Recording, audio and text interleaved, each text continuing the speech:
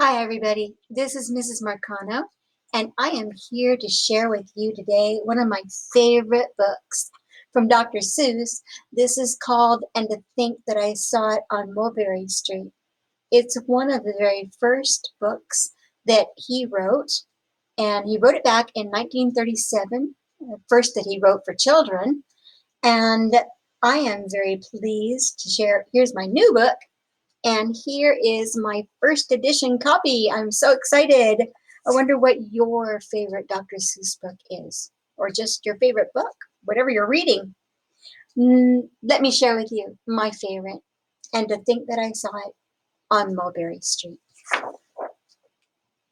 When I leave home and walk to school, Dad always says to me, Marco, keep your eyelids up and see what you can see.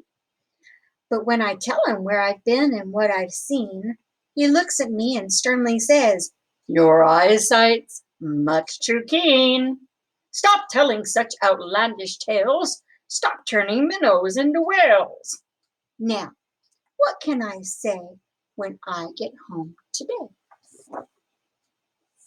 All along the way to school and all the way back, I've looked and I've looked and I've kept careful track, but all that I've noticed except my own feet was a horse and a wagon on Mulberry Street. That's nothing to tell of. That won't do, of course. Just a broken down wagon that's drawn by a horse. That can't be my story. That's only a start. I'll say that a zebra was pulling that cart, and that is a story that no one can beat when I say that I saw it on Mulberry Street. Yes, a zebra is fine, but I think it's a shame such a marvelous beast with a cart that's so tame.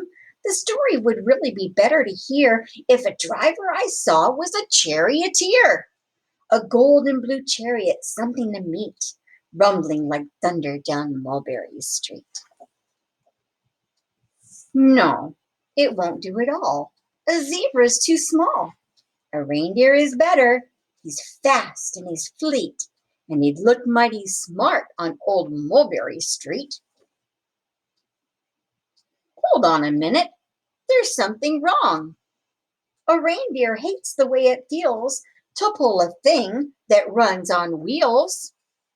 He'd be much happier instead if he could pull a fancy sled. A reindeer and sleigh. Say, anyone could think of that. Jack or Fred or Joe or Nat. Say, even Jane could think of that. But it isn't too late to make one little change. A sleigh and an elephant. There's something strange. I'll pick one with plenty of power and size, a blue one with plenty of fun in his eyes, and then, just to give him a little more tone, have a Raja with rubies perched high on a throne.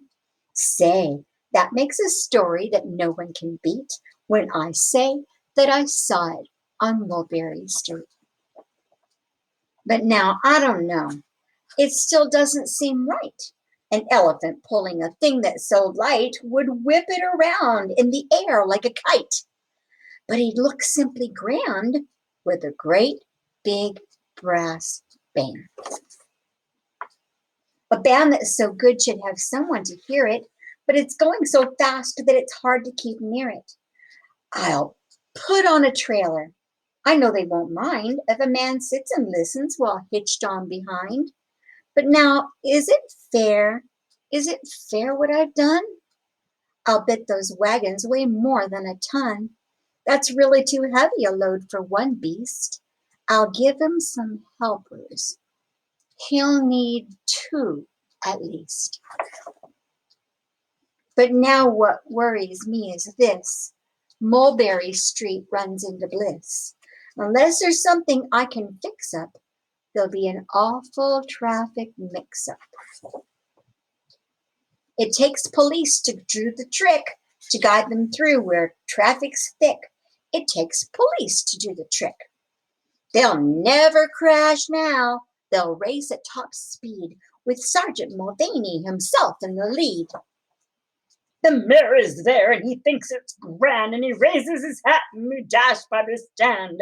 The mayor is there, and the aldermen too, all waving his banners of red, white, and blue. And that's a story that no one can beat when I say that I saw it on Mulberry Street. With a roar of its motor, an airplane appears and dumps out confetti, and everyone cheers. And that makes a story that's really not bad, but it still could be better. Suppose that it had a Chinese man who eats with sticks, a big magician doing tricks, a 10-foot beard that needs a comb. No time for more, I'm almost home. I swung around the corner and dashed through the gate. I ran up the steps and I felt something great, for I had a story that no one could beat. And to think that I saw it on Mulberry Street. But Dad is quite calmly, Just draw up your stool and tell me the sights on your way home from school. There was so much to tell, I just couldn't begin. Dad looked at me sharply and pulled at his chin. He frowned at me sternly from there in his seat. Was there nothing to look at? No people to greet? Did nothing excite you or make your heart beat? Nothing, I said, growing red as a beet, but a plain horse and wagon on Mulberry Street.